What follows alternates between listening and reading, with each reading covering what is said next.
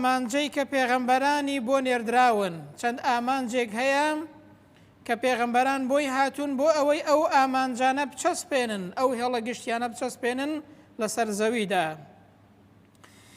ئەو ئامانجەی کە پێغەمبەرانی بۆ نێردراون یەکەم لەوانە بریتیە لە چەسپاندنی تەنها خواپەرستی، تەنها بەندەبوونی خودای پەروەردگار، چونکە ئینسان جاری وهەیە لی تێک دەچێت لە جیاتی ئەوەی تەنها بەندەی خوا بێت بەندەی دنیاش دەبێت، جاری وهەیە بەندەی کەسێکیش دەبێت، جاری وهەیە دەبێتە بەندەی هەوا و هەوەسیش.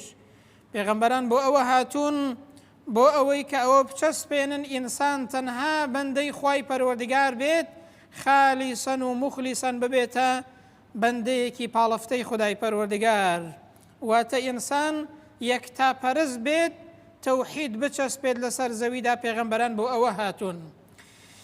خوای پەروەردگار دەفەرمێت وما ئەرسەلنا من قبلك من رسول، ئەی پێغەمبەر صلی الله عليه وسلم لە پێش تۆدا هیچ پێغەمبەرێکمان نەناردووە، هەر پێغەمبەرێکمان ناردووێ بۆ سەر زەوی إلا نوحي إليه وحيمان بولا كردوا كأنه لا إله إلا أنا فاعبدوني. خواهي پروردگار ده فرميت وحيمان بو همو پیغمبران کردوا كبيجگل من وتبيجگل الله هیچ پرستراوي كي بحق نية كبپرستريت وشياوي پرستن بيت تنها خوي نبيت بويا خواهي پروردگار ده فرميت كواتا تنها من بپرستن أي إنسان كان. تەوحید بەمانایەکی فراوان واتە ئەو پەڕی خۆشویستنی خودای پەروەردگار لە هەموو شتێک زیاتر. خی پەروەردگار دەفەرمێت ومن الناس من يتخذ من دون الله أندادا يحبونهم كحب الله. هەندێک لە خەڵکی هەنە هاو بەشانێکیان وەکو خوای گەورە خۆش دەوێت، واتە خواشیان خۆش دەوێت، بەڵام چەند شتێکی دیکەش دێنن نە ڕێزەی خودای پەروەردگار لەگەڵ خوای گەورە ئەوانیشیان خۆش دەوێت وەکو خوای گەورە. واتە تەوحید یعنی نابێ هیچ شتێکت ئەوەندەی خوای گەورە خۆش بوێت. خوای گەورە دەفەرمێ والذین آمنوا أشد حبا لله، بەڵام ئەوانەی کە ئیمانداری ڕاستەقینن ئەو پەڕی خۆشەویستیان بۆ خودای پەروەردگار و خوای گەورەیان لە هەموو شتێک زیاتر خۆش دەوێت. پیاوێک دێتە لای تاووسی یەمانی پێی دەڵێ ئامۆژگاریم کە، ئەویش پێی دەڵێت ئەگەر دەتوانی خودای پەروەردگارت هێندە خۆش بوێت هیچ شتێکت بەقەت خوای پەروەردگار خۆش نەوێت، خوای پەروەردگارت لە هەموو شتێک لەسەر زەویدا زیاتر خۆش بوێت و لەلات بەڕێزتر بێت. یەحیای کوڕی معاز فەرموویەتی ئەو کەسەی کە خوای پەروەردگاری خۆش دەوێت دەبێت سنوورەکانی خوای گەورە بپارێزێت، قەدەغەکراوەکانی نەشکێنێت. ئەو خۆشەویستیە ڕاست نییە کەسێک سنوورەکانی خوای پەروەردگار بشکێنێت و هەروەها نیان پارێزێت. پیاوێکی عەرابی پێیان گوت دەمریت و دەچیتەوە بۆ لای خودای پەروەردگار، دیارە لە سەرمەرگ و ئەوانەدا بووە پێیان گوتووە کە دەمریت. گوتی جا بۆ کوێم دەبەن کاتێک کە مردم؟ گوتیان بۆ لای خوای پەروەردگارت دەبەن، دەچێەوە لای خوای گەورە. فەرمووی دەی باشە بۆچی بترسم لەوەی کە دەچمەوە لای خودای پەروەردگار لە کاتێکدا هەرچی خەیر و چاکە هەیە لە خوای پەروەردگار دەستم کەوتووە و بینیومە، بۆچی بترسم کە دەچمەوە لای ئەو پەروەردگارەی کە خاوەنی هەموو ڕەحم و بەزەی و چاکەیەکە لەگەڵ ئینسانەکاندا. ئەوە جۆرێکە لە خۆشەویستی خوای پەروەردگار و متمانە هەبوون بە خودای پەروەردگار. تەوحید واتە ئەو پەڕی خۆشەویستی ئینسان بۆرانبەر بە خوای پەروەردگار کە ئینسان بتوانێت خوای پەروەردگاری لە هەموو شتێک لەلا گەورەتر بێت و هەروەها زیاتری خۆش بوێت. تەوحید یەکتاپەرستی و بەندەبوونی خوای پەروەردگار واتە ئەو پەڕی ملکەچی و فەرمانبەری بۆ خوای پەروەردگار. خوای گەورە دەفەرمێت وأطیعوا الله ورسوله إن كنتم مؤمنین. ئەگەر ئێوە ئیماندارن خۆتان بە ئیماندار دەزانن ئەی خەڵکینە فەرمانبەری فەرمانەکانی خوا و پێغەمبەر بکەن صلی الله عليه وسلم. یاخود دەفەرمی یا ئەیها الذین آمنوا، هەموو ئینسانێکی ئیماندار دەگرێتەوە بانگەوازێکە بۆ هەموو ئینسانێکی ئیماندار، ئەی ئینسانی ئیماندار، ئەی مسلمان، استجیبوا لله وللرسول إذا دعاكم لما يحييكم. خوای گەورە پێمان دەفەرمێ وەڵامی ئەوە بدەنەوە کاتێک کە خوای پەروەردگار و پێغەمبەر بانگتان دەکەن، فەرمانێکتان پێ دەکەن، ئاەتێک فەرمایشتێک بۆتان دەخوێندرێتەوە، ئەوە بانگوازی خوای پەروەردگارە، بانگی ئینسان ئیماندار دەکا. خوای گەورە دەفەرمێ وەڵامی ئەو بانگوازەیە بدەنەوە. ئەگەر ئینسان ئیمانداری ڕاست بێت دەبێت ئەو پەڕی فەرمانبەری و ملکەچی بۆ فەرمانەکانی خودای پەروەردگار هەبێت. تەنها بەندەبوونی خوای پەروەردگار و هەروەها تەوحید و یەکتاپەرستی بریتیە لەوەی کە ئینسان ئەو پەڕی خوای پەروەردگار بە گەورە بگرێت بەکردەوە، خوای پەروەردگاری لەلایە گەورە بێت بەکردەوە. بۆچی دەڵێن بەکردەوە؟ لەبەرەوەی هەر کەسێک لێ بپرسی بە زمان دەڵێ خوای پەروەردگار لە هەموو کەسێک گەورەترە، بەڵام جاری وا هەیە کردەوەکانی پێچەوانەی قسەکان نی. بۆیە دەڵێن تەوحید واتە ئەو پەڕی بە گەورەگرتنی خودای پەروەردگار بە شێوەیەکی عەمەلی. خوای گەورە دەفەرمێ وەکەبیرهو تەکبیرا، خوای پەروەردگار بە گەورەگرتنێکی زۆر گەورە بە گەورە بگرن. یان دەفەرمێت ما لەکم لا تەڕجونە لله وەقارا، ئەوە چیتانە؟ بۆچی خوای پەروەردگار وەکو خۆی بە گەورە ناگرن و بە گەورەی نازانن لە ژیانتاندا؟ سەعیدی کوڕی جوبەیر فەرموویەتی واتە کە خوای گەورە دەفەرمێ ما لەکم لا تەڕجونە لله وەقارا، یعنی مانای ئەوەیە خوای گەورە پێمان دەفەرمێ ئەوە بۆچی خەڵکی نەخوای گەورە وەکو خۆی بە گەورە نازانن لە ژیانی ڕۆژانەتاندا بەکردەوە، بۆچی خوای گەورە لە هەموو شتێک بە گەورە ناگرن و بە گەورەتری نازانن؟ بە گەورەگرتنی خودای پەروەردگار لە چیدا دەردەکەوێت؟ لەوەدا دەردەکەوێت کە ئینسان فەرمانەکانی خوای گەورە بە گەورە بگرێت. کاتێک کە دەڵێن ئەوە ئاەتی خوای گەورەیە، کاتێکی گوێت لە فەرمانەکی خوای گەورە دەبێت لە هەموو شتێک لەلات گەورەتر بێ و جێبەجێیکەی گوێی بۆ بگری، ئەوە مانای وایە ئینسان خوای گەورەی بە گەورە گرتووە. ذلك ومن يعظم حرمات الله فهو خير له عند ربه. خوای گەورە دەفەرمێ بەڕاستی هەر کەسێک قەدەغەکراوەکانی خودای پەروەردگار بە گەورە بگرێت، کاتێک کە دەڵێن ئەوە حەرامە لەلات گەورە بێت، بە فەرمانی خوای پەروەردگار کاریگەر بی، خوا دەفەرمێ ئەوە باشترە لە لای پەروەردگارتان کە حەرامەکان بە گەورە بگرن، پێتان گەورە بن، لەلاتان گەورە بێت، کە گوتیان ئەوە حەرامە لەلات گەورە بێت دڵت بلەرزێت، ئەنجا نەچی ممارەسەی ئەو حەرامەیە بکەین. بە گەورەگرتنی خودای پەروەردگار لەوەدا دەردەکەوێت کە ئینسان ذاتی ئەڵڵای لەلا گەورە بێت و هەروەها متمانەی بە خودای پەروەردگار هەبێت، متمانەی بە فەرمانەکانی خۆی پەروەردگار هەبێت. ئینسانی وهەیە جاری وهەیە کاتێک کە شتێک بە گەورە دەگرێت سوێندێک دەخوات لە جیاتی ئەوەی بە خوای پەروەردگار سوێند بخوات، جاری وهەیە بە غەیری خوای پەروەردگار سوێند دەخوات، بە سەری فڵان کەس، بە گۆڕی فڵان کەس، بە خوێنی نازانم چی سوێن دەخوا. لە کاتێکدا خوای پەروەردگار لە هەموو شتێک گەورەترە، ئینسان دەبێت سوێن بە خوای پەروەردگار بخوات. پێغەمبەر صلی الله علیه وسلم ئاگاداری کردوینەوە سوێن بە غەیری خوای گەورە نەخۆن، چونکە هەر کەسێک سوێن بە غەیری خوای گەورە بخوات، پێغەمبەر دەفەرمێ صلی الله علیه وسلم ئەوە بەڕاستی کوفری کردووە و شەریکی بۆ خوای پەروەردگار بڕیار داوە.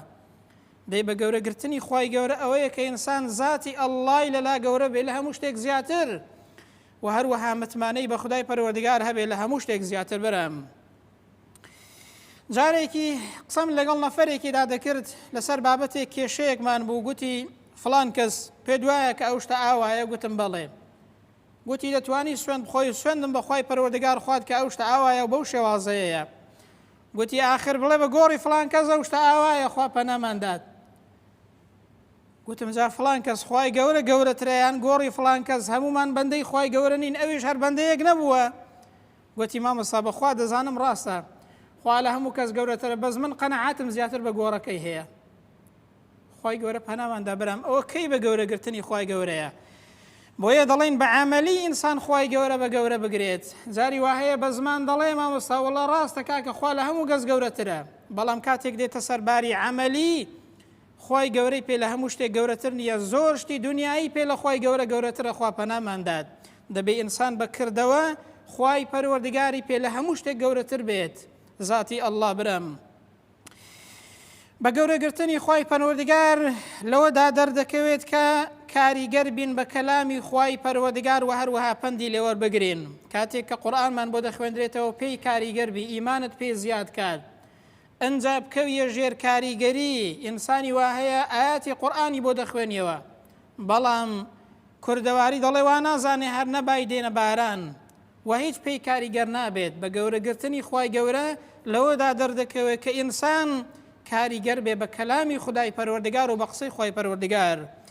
خوای گەورە دەفەرمێ کتاب ئەنزەلناه ئیلەیکە مبارەک ئەو قورئانە کتابێکە کە بۆمان دابەزاندون پڕ پیت و خێر و بەرەکەتە بۆتان.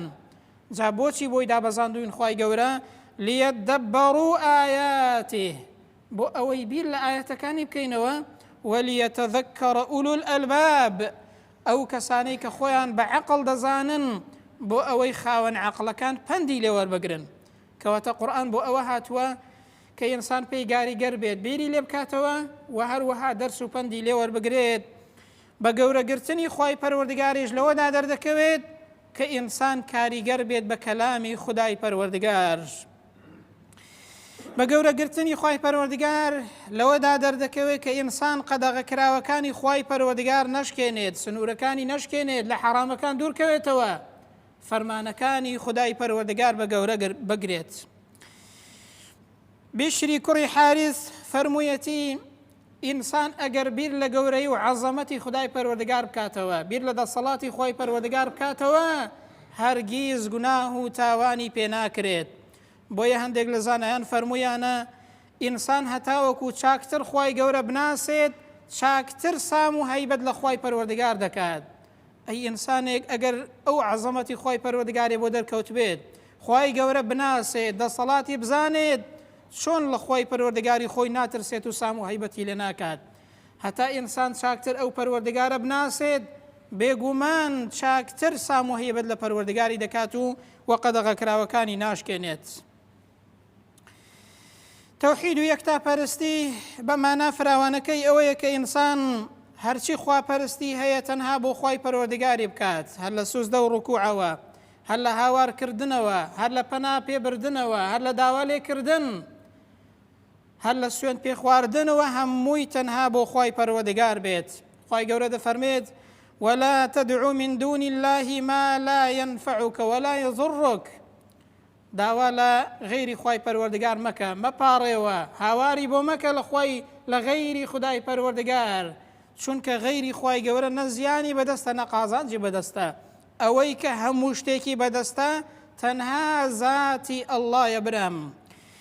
جاری وهەیە ئینسان بۆ پێداویستیەکی پەنا بۆ قەبرێک دەبا خوا پەناماندات، لە جیاتی ئەوەی هاوار کاتە خوای پەروەردگار، هاوار دەکاتە غەیری خودای پەروەردگار، پەنا بۆ قەبرێک دەبات. ئینسانی وا هەیە دوو لە ڕووی جەنابتەن، جاری وا هەیە پێداویستێکی بۆ جێبەجێ نابێت، منداڵی پەیدا نابێت، لە جیاتی ئەوەی هەر داوا لە خوای گەورە بکات، داوا دەچی لە قەبرێک دەکات، لە ئینسانێک دەکات، بە حیسابی خۆی دەڵێ بۆ مەپاڕێتەوە لە خوای پەروەردگار، بەڵام نازانێت کە داواکردن لە غەیری خودای پەروەردگار قەدەغەیە برام.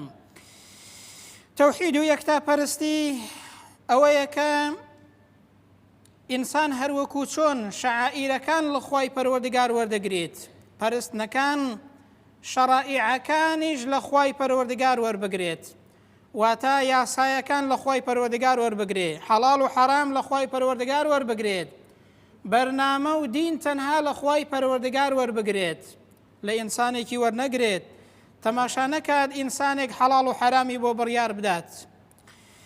با سەرنجی ئەو ئاەتە بدەین و هەروەها ئەو فەرمایشتەکە عەدی کوڕی حاتەم ڕۆژێکیان دێتە لای پێغەمبەری صلی الله علیه وسلم، بۆمان دەگەڕێتەوە. عەدی کوڕی حاتەم دەفەرمێ هاتم بۆ لای پێغەمبەری صلی الله علیه وسلم لە کاتێکدا کە سەلیبێکم لە ملدا بوو، کە دیارە پێشتر مەسیحی بووە، سەلیبێکی لە ملدا بووە. پێغەمبەر صلی الله علیه وسلم فەرمووی یا عەدی ئەلقی هذا الوەسن من عنوقک، ئەی عەدی ئەو بتە چییە بە ملتەوەیە، لەیکەوە و لای بەرە، چونکە نابێ ئینسانی موسڵمان ڕەمزی سەلیبیەتی بەملەوە بێت. ئەنجا ئەو ئاەتەی خوێندەوە پێغەمبەر صلی الله علیه وسلم فەرمووی اتخذوا أحبارهم ورهبانهم أربابا من دون الله. باسی مەسیحیەکان دەکات ئەوان زانایەکانی خۆیان، خواپەرستەکانی خۆیان دەپەرست. ئێستاش لە لای مەسیحیەکان ئاوایە حەڵاڵ و حەرام قەشە و پاپاکان و زاناکان بۆیان بە کەیفی خۆیان بۆیان دیاری دەکەن. بەڵام لە ئیسلامدا ئینسانی موسڵمان قەدەغەکرا و حەڵاڵ و حەرام تەنها لە خودای پەروەردگار وەردەگرێت. ئەنجا پێغەمبەر صلی الله عليه وسلم ئەو ئاەتەی خوێندەوە کە فەرمووی ئەوان حەڵاڵ و حەرام لە غەیری پەروەردگار وەردەگرن دەیان پەرستن چونکە یاسایان بۆ دادەنێن. عەدیش دیارە پێی سەیر بووە فەرمووی ئەی پێغەمبەری خوای صلی الله عليه وسلم خۆ ئێمە ئەوانمان نەدەپەرست وای زانیوە پەرستن واتە سوزدە بۆ بردن واتە نوێژ بۆ کردن و ڕۆژ و بووگرتن وەکو زۆر موسڵمانی ئێستاوا دەزانێ پەرستن تەنها ئەوەیە. فەرمووی خۆ ئێمە نەمان دەپەرستن. ئەنجا پێغەمبەر بۆی ڕوون کردەوە فەرمووی ئایا ئەوانە یحلونە لەکم ما حرم عەلەیکم ئایا ئەوانە حەرامیان بۆ حەڵاڵ نەدەکردن ئێوەش بە حەڵاڵتان دەزانی و حەڵاڵیشیان بۆ حەرام نەدەکردن ئێوەش بە حەرامتان دەزانی واتە یاسایان بۆ دانە دەدەنان حەڵاڵ و حەرامیان بۆ دانە دەنان. فەرمووی بەڵێ ئەی پێغەمبەری خوای صلی الله عليه وسلم دەی پێغەمبەر فەرمووی فەتیلکە عیبادەتهم ئەوە پەرستنی ئەوانە پەرستنی ئێوەیە بۆ ئەوان هەر کەسێکی دیکەش یاسا لە غەیری خودای پەروەردگار وەربگرێت پێی وا بێ ئینسانێکیش بۆی هەیە حەڵاڵ و حەرام لە دەرەوەی شەریعەت دیاری بکات ئەوە معنای پەرستنە هەر کەسێکیش بیەوە یاسا دانێت بۆ خەڵک لە دەرەوەی چوارچێوەی شەریعەت ئەوە دەیەوێ خۆی لە خەڵک بکاتە پەرستراو دەیەوێ خۆیەتی بەسەر خەڵکەوە بکات چونکە یاسادانان تەنها مافی خوای پەروەردگارە. بۆیە پێغەمبەر فەرمووی صلی الله عليه وسلم ئەوە پەرستنی ئەوانە کە ئێوە حەڵاڵ و حەرام لە ئەوان وەردەگرن بە کەیفی خۆیان بۆتان دیاری دەکەن مانای وایە ئێوە ئەوانتان پەرستووە کەواتە ئەوە بۆمان ڕوون دەکاتەوە کە پێغەمبەر صلی الله عليه وسلم ئەوەی بە پەرستن داناوە کە ئینسان حەڵاڵ و حەرام و بەرنامە لە غەیری خودای پەروەردگار وەربگرێت. ئەنجا یەکتاپەرستی و تەوحید واتە شوێن کەوتنی پێغەمبەران و دووری لە تاغوتەکان. خی گەورە دەفەرمێت وەلەقەد بەعەثنا فی كل ئومەة ڕەسوولە سوێن بەخوا ئێمە لە ناو هەموو گەل و میلەتاندا پێغەمبەرمان ناردووە. ئەنجا چیمان پێگوتون بەو پێغەمبەرانە ئەن اعبدوا الله واجتنبوا الطاغوت پێمان گوتونەکە بەگەلەکانیان بڵێن یەکەم تەنها بەندەی خی گەورە بن و خدای پەروەردگار بپەرستن دووهەمیان لە تاغوتەکان دوور بن واجتنبوا الطاغوت نافەرمێ دەگەڵی نەبی و شوێنی نەکەوی دەفەرمێ لێی دوور بی ئیجتناب یعنی ئەو لە دۆڵێک بێ ئەتۆ لە دۆڵێکی دیکەبی لێی دوور بی نزیکی نەکەویەوە. ئەنجا تاغوت بریتیە لە چی؟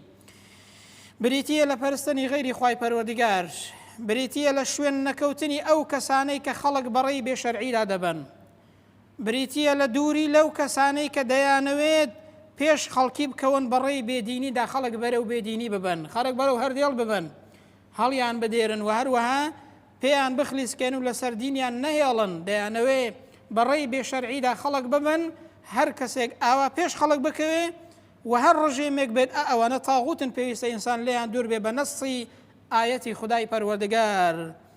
خی گەورە دەفەرمێ فەمەن یەکفر بالطاغوت ويؤمن بالله ئەوە قسەی ئینسان نییە برام قسەی خوای پەروەردگارە کەلامی خوایە قورئانە برام دەبێ ئینسان پێی کاریگەر بێت. دەفەرمێ فەمەن یەکفر بالطاغوت ويؤمن بالله هەر کەسێک بڕوای بە تاغوت نەبێت شوێنی غەیری خوای پەروەردگار بەرنامەی خوای پەروەردگار نەکەوێت دوور بێ لە هەرچی کەسێک کە بەڕێی بێدینی و بە شەرعیدا دەبات ئەنجا ئیمانی بەخوای گەورە هەبێت خوا دەفەرمێ فەقەد استەمسەکە بالعوروەتی الوثقا لا انفصام لها ئەو کەسە دەستی بە پەتێکی زۆر بەهێزی ئیمانەوە گرتووە کە هەرگیز پچڕانی بۆ نییە واتە هەر کەسێک ئەو دوو سیفەتەی تێدا نەبێت بەڕاستی دینداری تەواو نابێت. یەکەمیان دوور بێت لە پەرستنی غەیری خوای پەروەردگار و تاغوتەکان و دووهەمیان بەندەی خالیس و مخلیسی خوای گەورە بێت. پێغەمبەران هەمویان بۆ ئەو ئامانجەیە هاتوون هەر کەسێک ئاوا بێت بەڕاستی دەبێتە بەندەیەکی خالیس و مخلیسی خدای پەروەردگار. کەواتە لە کۆتاییدا پێویستە بڵێن هەر کەسێک لەسەر تەوحید و یەکتاپەرستی خوای پەروەردگار بمرێت دەچێتە بەهەشتەوە و کەسێکی بەهەشتیە. پێغەمبەر دەفەرمێ صلی الله عليه وسلم من مات وهو يشهد أن لا إله إلا الله وأن محمد رسول الله هەر کەسێک شاهدیەکی بە حەق بدات کە بێجگە لە ئەڵڵا هیچ پەرستراوێکی بە حەق نییە کە بپەرسترێت و محەممەدیش نێردراوی خوایە بەڵام دەفەرمێ صادقا من قلبه بەڕاستی لە دڵەوە وا بڵێت پێغەمبەر دەفەرمێ دەخەلە الجەنە خوا بمانگەڕی لەو کەسانە ئەو کەسە دەچێتە بەهەشتەوە کە بمرێ لەسەر تەوحید و یەکتا پەرستێکی تەواو وەکو ئەوەی کە باسمان کرد. لە فەرمایشتێکی دیکەدا دەفەرمێت هەر کەسێک شاهیدی بدا کە بێجگە لە ئەڵڵا هیچ پەرستراوێکی بە حەق نییە مستەیقینەن بیها قەلبوه بەڵام دڵی لەسەر یەکلا ببێتەوە یەقینی بۆ دروست ببێت لەسەر ئەو یەقینە بمرێت پێغەمبەر دەفەرمێ فەبەشیڕه بالجەنە ئەنجام موژدە بەو کەسە بدەن کە کەسێکی بەهەشتیە مادام لەسەر ئەو تەوحیدەیە یەقینی لەسەر یەکلا بۆتەوە بەو مانایانەی کە باسمان کرد بە فراوانی لەسەر تەوحید بێت پێغەمبەر دەفەرمێ هەر کەسێک وا بێت ئەو کەسەیە موژدەی بەهەشتی پێ بدەن کەسێکی بەهەشتیە. سوفیانی کوڕی عویەینە فەرموویەتی بەڕاستی خوای پەروەردگار هیچ نیعمەتێکی چاکتری لەگەڵ ئینسانەکاندا نەکردووە لەوەی کە ئینسانەکان لا ئیلاهە ئیلا الله بناسن لەوەی کە شارەزا بن لە لا ئیلاهە ئیلا الله لەوەی کە هیچ پەرستراوێک نییە بێجگە لە ئەڵڵا کە شیاوی پەرستن بێ لە دنیادا واتە هیچ نیعمەتێک لەوە گەورەتر نییە کە ئینسان تەنها بەندەی خوای گەورە بێت کە ئینسان تەوحید و یەکتاپەرستی هەبێت چونکە دەفەرموێت لە ڕۆژی قیامەتێدا ئەو تەوحید و یەکتاپەرستیە وەکو ئاو وایە لە دنیادا بۆ ئینسان ئینسان چۆن لە دنیادا بەبێ ئاو ناژی لە ڕۆژی قیامەتێشدا بەبێ ئەو تەوحیدەیە ئینسان ڕزگاری نابێت کەواتە بەڕاستی شتێکی زۆر گرنگە کە ئینسان بزانێ پێغەمبەران بۆچی هاتوون بۆ ئەوە هاتوون کە ئینسان تەنها بەندەی خوای گەورە بێت بۆ ئەوە هاتوون کە یەکتاپەرستی بچەسپێنن ئینسانیش دەبێت تەماشاکات ئەوەی کە پێغەمبەران بۆی هاتوون پەندی لێوەربگرێت و هەروەها جێبەجێی کات هەر کەسێک بەو شێوازەیە بێت لەسەر ئەوە بژێ و بمرێت پێغەمبەر صلی الله عليه وسلم فەرموویەتی ئەو کەسە کەسێکی بەهەشتیە دوعا دەکەین و دەپاڕینەوە دەڵێن یا ڕەبی خۆیان گیان یەکێک بین لەو کەسانەی کە لەسەر تەوحید و یەکتاپەرستی دەژین و دەمرن ئەو موژدەی پێغەمبەر صلی الله عليه وسلم بمانگرێتەوە کە دەفەرمێ ئەو کەسە کەسێکی بەهەشتیە خۆیان بمانگەڕی لەو جۆرە کەسانات یا ڕەبی خۆیان گیان وامان لێ بکەی کە لەسەر کەلیمەی تەوحید لەسەر کەلیمەی یەکتاپەرستی تۆ بژیین و بمرین وامان لێ بکەی حاڵی بین لە ئامانجی نێردرانی پێغەمبەرانی تۆ یا ڕەبی خۆیان گیان بە ئیمانەوە بمانژێنی بە ئیمانەوە بمان مرێنی یا ڕەبی خۆیان گیان لە دینی خۆت حاڵیمان کەی بەرچاو ڕۆشنمان کەی لەو دینەی کە تۆ ناردوتە لەی حاڵی بین بزانین ئەو دینە بۆ چه هاتووە شوێنی کەوین بۆ ئەوەی کە لە دنیادا بەختەوەر بین و لە ڕۆژی قیامەتیشدا عەقیبەت خێر بین آمين وبعد أعوذ بالله من الشيطان الرجيم ربنا آتنا في الدنيا حسنة وفي الآخرة حسنة وقنا عذاب النار اللهم آمين